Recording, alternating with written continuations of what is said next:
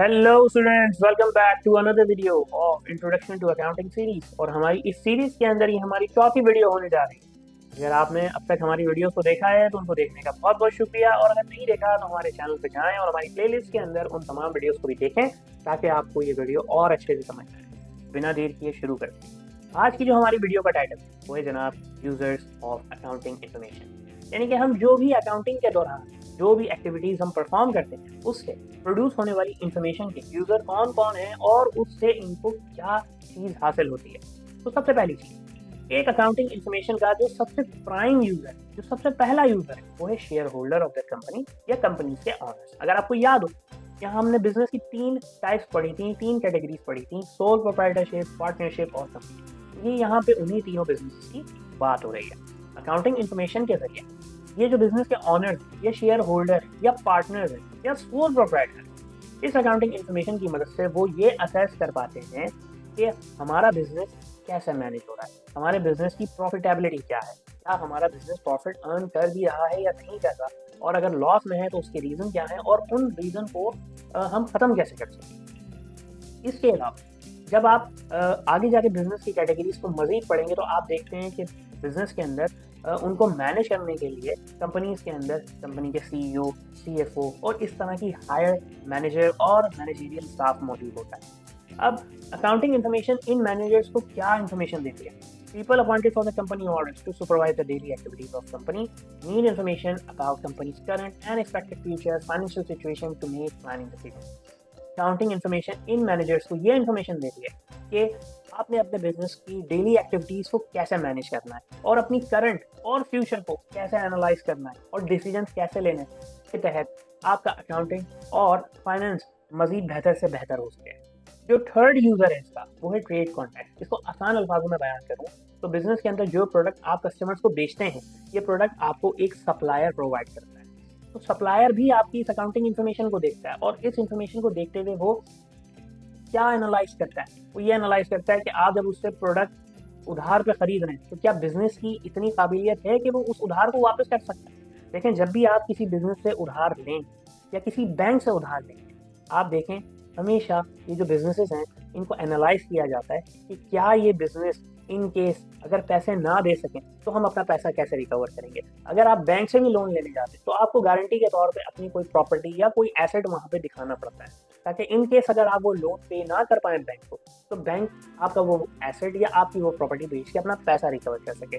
तो जो सप्लायर है ये भी आपके बिजनेस के अंदर एक लोन की शक्ल में आपको प्रोडक्ट दे रहा है, उधार दे रहा है, और इन केस इन फ्यूचर अगर आप ये उधार पे नहीं कर पाए तो ये सप्लायर ऐसे सिनेरियो में क्या करेगा, ये इन्फॉर्मेशन उसको कौन देती है? ये देती है अकाउंटिंग इन्फॉर्मेशन। इसके अलावा जैसा कि मैंने आपसे भी थोड़ी देर पहले बैंक की बात करी, ये जो बिजनेस को लोन प्रोवाइड किया जाता है किसी बैंक की तरफ से, किसी गवर्नमेंट की तरफ से, अब ये लोन हर किस्म का हो सकता है। यहाँ पे दो वर्ड यूज किए हैं, शॉर्ट और लॉन्ग टर्म। आसान अल्फाजों में समझा दूं, वैसे भी इसको आगे जाके हमने बहुत डिटेल में कवर करा है।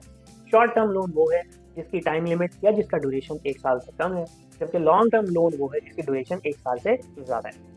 अब बैंक या गवर्नमेंट किसी कंपनी को, किसी बिजनेस को अगर लोन देती है तो उसका भी अकाउंटिंग इन्फॉर्मेशन बहुत इंपॉर्टेंट है। उसने ये देखना है अकाउंटिंग इन्फॉर्मेशन की मदद से, वही चीज़ जो एक सप्लायर देख रहा था, क्या इस बिजनेस के अंदर कितनी कैपेबिलिटी है कि ये लिए हुए लोन को वापस कर सकती है। इसके बाद जो हमारा थर्ड लास्ट यूजर है वो है द टैक्स अथॉरिटी। अगर हम पाकिस्तान की बात करें तो यहाँ पे है एसबीआर। अब अगर कोई बिजनेस के अंदर प्रॉफिट हो रहा है तो डेफिनेटली आपने उस प्रॉफिट के अगेंस्ट अपने कंट्री को टैक्स पे करना है। तो ये जो प्रॉफिट एंड लॉस वाली इंफॉर्मेशन ये कहाँ से मिलती है? अकाउंटिंग के थ्रू मिलती है। और फिर ये एफबीआर उसके ऊपर अपने कंट्री के एक सर्टिफिक रेट के हिसाब से टैक्स अप्लाई करता है। उसके बाद एम्प्लॉयज़ आ जाता है। एम्प्लॉयज़ के लिए भी अकाउंटिंग इन्फॉर्मेशन बहुत ज़रूरी है।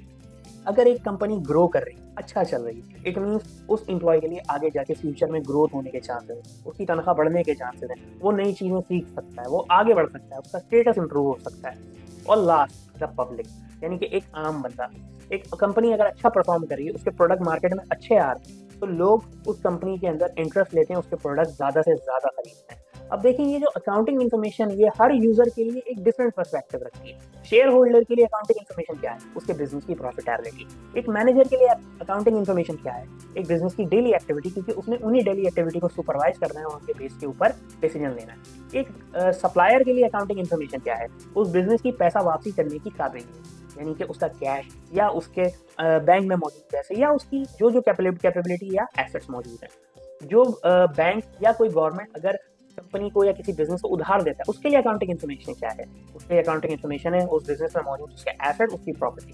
टैक्स अथॉरिटी के लिए अकाउंटिंग इन्फॉर्मेशन उस बिजनेस के प्रॉफिट एंड लॉस। एम्प्लॉइज के लिए अकाउंटिंग इन्फॉर्मेशन उस बिजनेस का फ्यूचर, उसकी ग्रोथ, उसके आने वाले प्रोडक्ट। और पब्लिक के लिए क्या है, उस बिजनेस के मार्केट में जो मौजूदा प्रोडक्ट चल रहे हैं उनका जो फीडबैक आ रहा है, उसका जो यूजर जो रिव्यू है।